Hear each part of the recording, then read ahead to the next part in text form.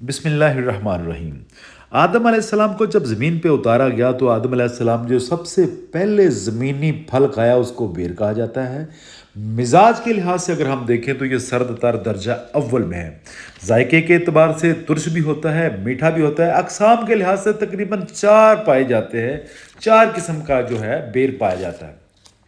اگر ہم اس کے فائدے دیکھیں، جریان کے لیے، احتلام کے لیے، لکوریے کے لیے اور مغلظ منی جن کا سپرم بالکل پتلا ہے، جن کے یہاں بیٹیاں پیدا ہوتی ہیں، بیر کھانے سے اللہ پاک نرینہ اولاد یعنی بیٹے عطا کرتا ہے۔ پیشاب کا انفیکشن، پیشاب کی بندش خواتین و حضرات دونوں کے لیے یکساں زبردست ہے۔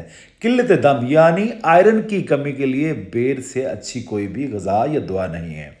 پیچس لگ جائیں تو آنکھیں بند کر کے بیر استعمال کریں۔ اگر منہ میں چھالے ہو جائیں معدے کی ہیٹ کی وجہ سے تو آنکھیں بند کر کے منہ کے چھالوں کے لیے بیر کا استعمال جو ہے نا بے حد مفید ہے۔